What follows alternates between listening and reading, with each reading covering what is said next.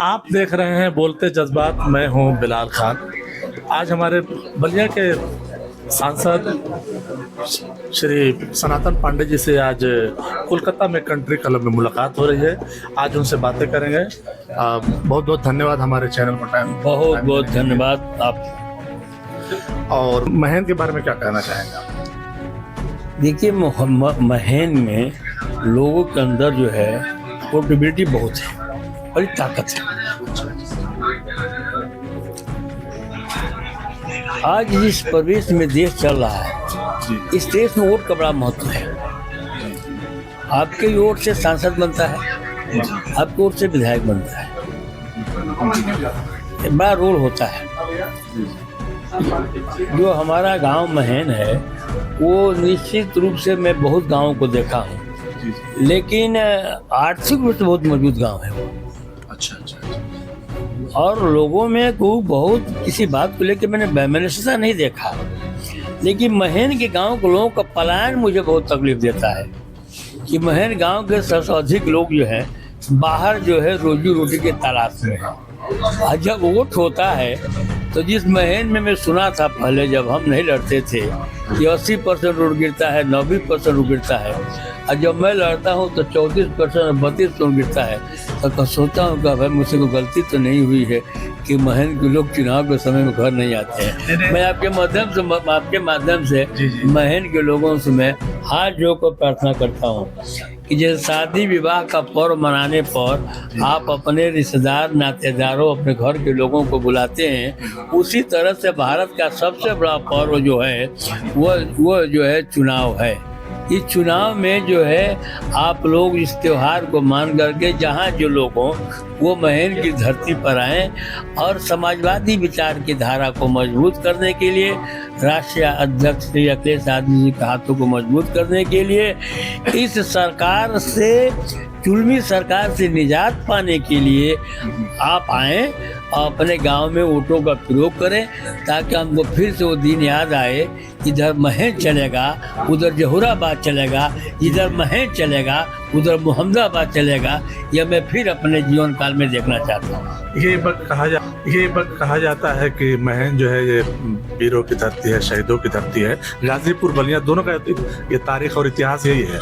और आप ये मैं सांसद हूँ, आप भी कोलकाता में सांसद। और वो कहा जाए वहाँ पे जो महन के जो फाउंडर हैं, महन के जो फाउंडर हैं नसरत दादा रहमतुल्लाह अलैह, बहुत बड़े बुजुर्गान दिन है, ऋषि मुनि हैं, और यहाँ के लोग बहुत समझदार होते हैं और अपने वोट भी जो है समझे कि बहुत अच्छे से वो ये करते हैं।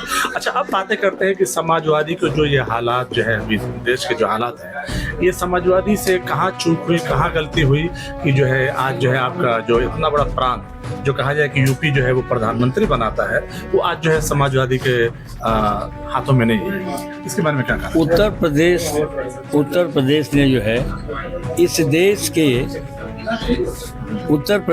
इस देश के प्रधानमंत्री को नहीं बनाया है। उत्तर प्रदेश में 80 लोकसभा सीटें हैं जी, और हम विपक्ष पास 43 सीटें हैं। उत्तर प्रदेश को मैं धन्यवाद देना चाहता हूँ उत्तर प्रदेश जनता को कि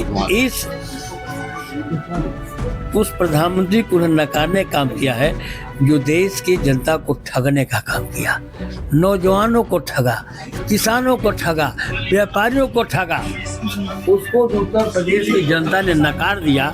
अन्य प्रांतों को इस सरकार में उत्तर प्रदेश जनता ने उनको जो प्रधानमंत्री बनने का निर्देश नहीं दिया।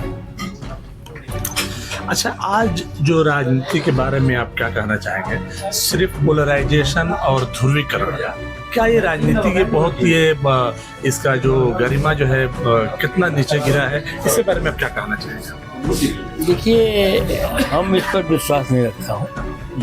हम लोग समाजवादी हैं। समाजवादी जो है, समाजवादी विचार अगर आदमी के अंदर आ जाए तो कोई देश में भूखा नहीं रहेगा। समाजवाद अपने आप में इतना बड़ा नाम है, इस पर जितनी व्याख्या करेंगे उतना कम पड़ जाएगा। ये समाजवाद परिवार को बनाता है, अनेक लोगों को मिला कर करके एक जो है सबके सामने वो जीवंत उदाहरण पेश करता है।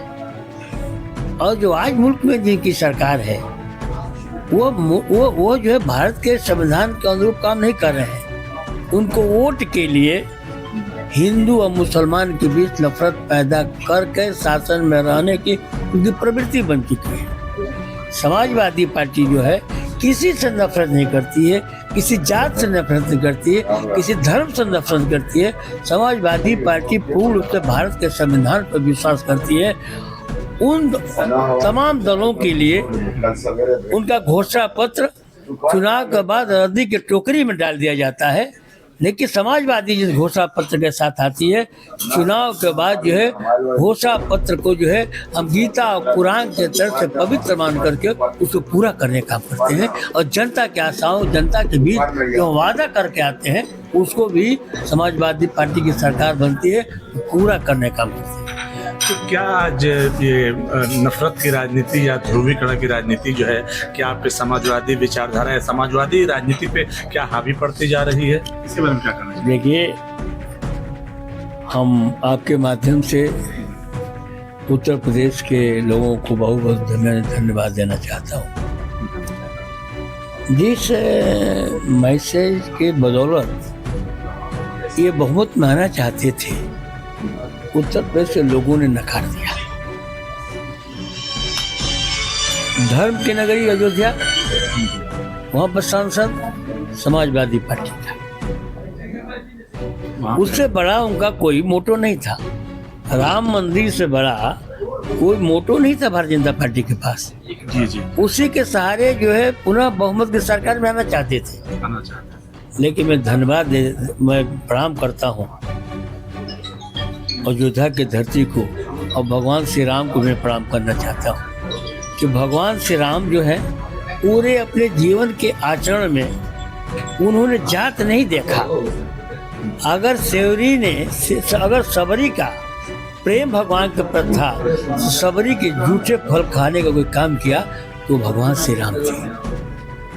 अगर ये भगवान को राम को मानने वाले हैं तो इनको भगवान राम से सीख लेनी चाहिए कि जहाँ भगवान राम को राजगद्दी मिल रही थी, अगर उनको अगर राजगद्दी के बदले उनको अगर जंगल भी जाना पड़ा तो अपने पिता का विरोध नहीं किए और उसको भी स्वीकार करने का काम किए। और लोकतांत्रिक व्यवस्था कैसे कायम होगी उसमें जो है उन्होंने एक सीख दिया है। वो जानते थे, प्रभु राम श्री राम जानते थे कि जानकी कहाँ है, लेकिन उन्होंने सबको पक्ष में लिया। मैं ये कह रहा हूँ कि भगवान, जिसको हम भगवान मानते हैं, भगवान के चरित्र से जो है उनको सीख लेनी चाहिए। भगवान जानते थे कि सीता का अपहरण हुआ है और सीता कहाँ है, वो तो भगवान थे। लेकिन उन्होंने जो है हे खग हे मृग मधुकर सेनी तुम देखो सीता मृग नैनी, उन्होंने आदमी से पूछा, पहाड़ों से पूछा, नदियों से पूछा, पशुओं से पूछा, पक्षियों से पूछा। यही लोकतंत्र की स्थापना भगवान श्री राम ने ही किया कि छोटे बड़े सबसे उन्होंने पूछा, तब जाकर के उन्होंने जो है लंका पर आक्रमण करने का काम किया था। तो अगर भगवान के नाम पर आप आगे बढ़ना चाहते हैं तो भगवान के चरित्र को आत्मसात कीजिए। भगवान किस तरह से केवट को गले लगाते हैं ये भगवान राम से सीखिए।